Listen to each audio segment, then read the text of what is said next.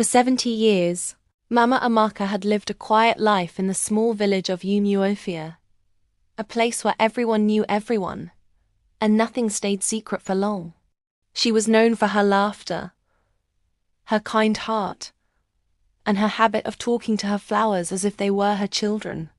But behind her warm smile was a story that the whole village knew too well, a story of waiting, hoping, and pain. Amaka married Eze, her childhood sweetheart, when she was just 21. Their wedding was full of dancing, laughter, and dreams. Everyone expected that within a year, the sound of a baby's cry would fill their home. But the years came and went, and silence remained. At first, people told her to be patient. Children will come when the time is right, they said. But when 10 years passed, the whispers began. She must have done something in her youth, one woman said behind her back. Another replied, maybe her mother's spirit is angry with her. Amaka would pretend not to hear, though the words stung. At night, she would kneel beside her bed and whisper, God, even if it's one child, just one, let me hold my own before I die. Az was always gentle with her. My dear, don't cry, he would say. You are enough for me. But she could see the sadness in his eyes whenever another man in the village became a father. As time went on, the laughter that once filled their home grew quieter. Amaka poured her love into caring for others, the children at church, her neighbors, and even stray cats. She became known as Mama to everyone. But in her heart, she longed to be Mama to someone of her own. When she turned 60, people stopped expecting miracles. Some pitied her. Some mocked her. Others simply forgot. But Amaka didn't stop praying.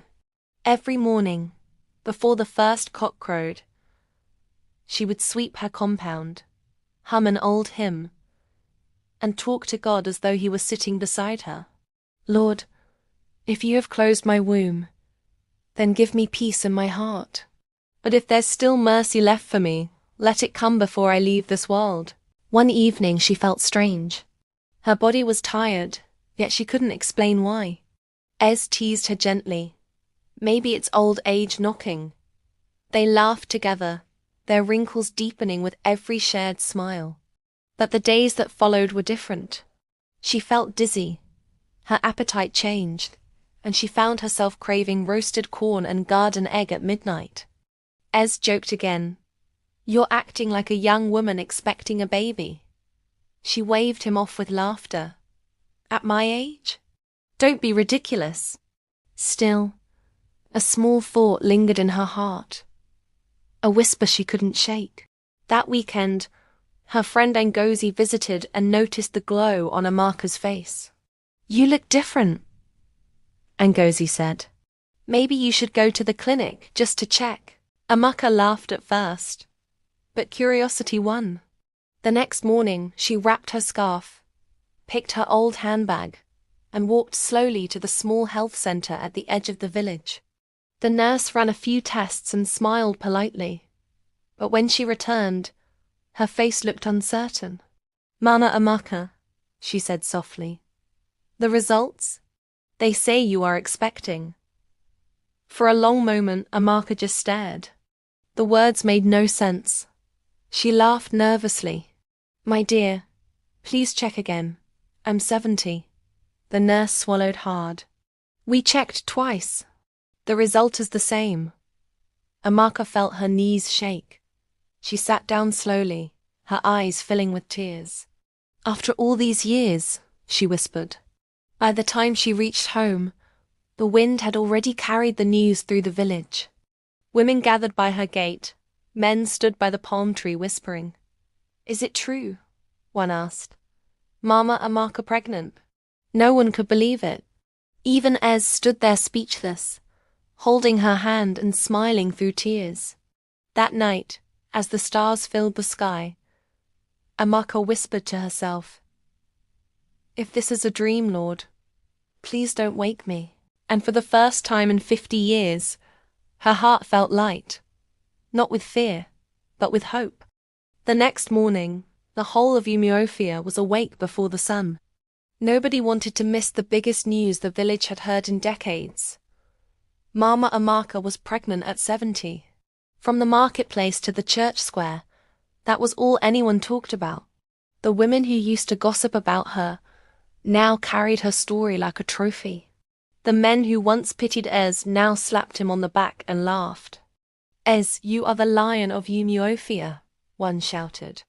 Another laughed and said, Old soldier never retires.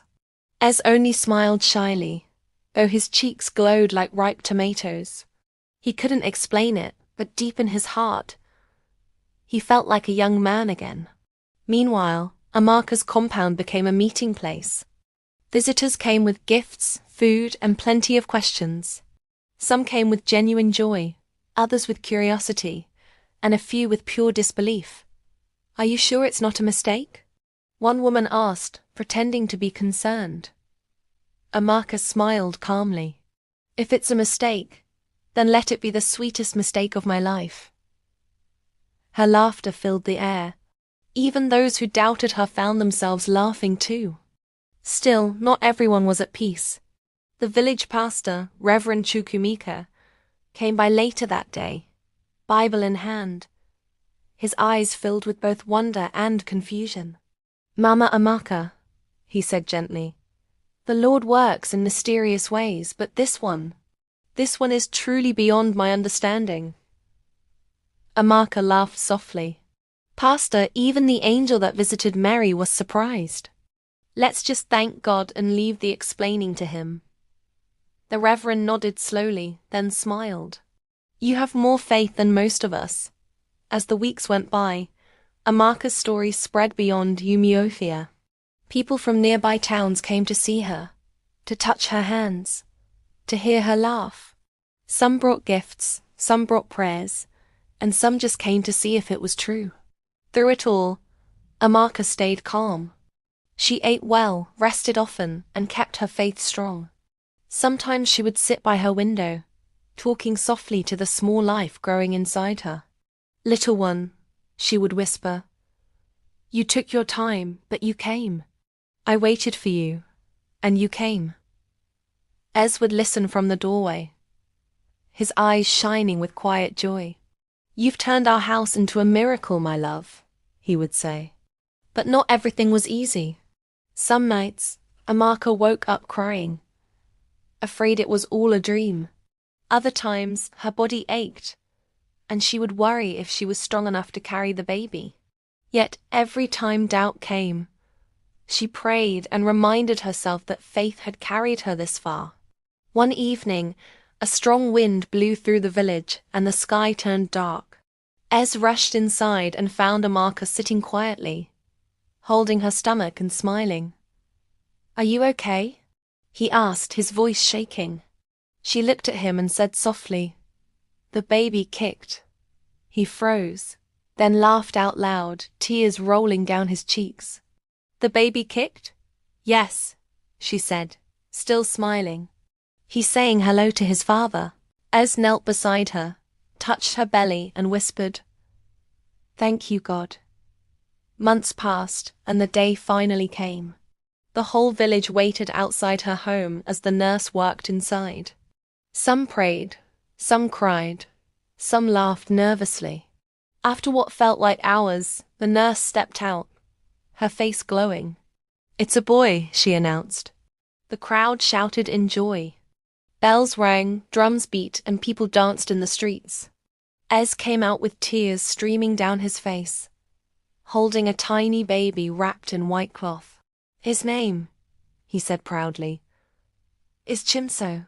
God is with me. Amaka lay on her bed, tired but smiling. She whispered, After 70 years of waiting, God has finally answered. That night, the village didn't sleep. Laughter, music, and the sound of joy filled the air. And as the moon rose high over Umuofia, it shone gently on Amaka's house. The house of faith, laughter, and miracle. Because sometimes, even when the world stops believing, heaven still remembers.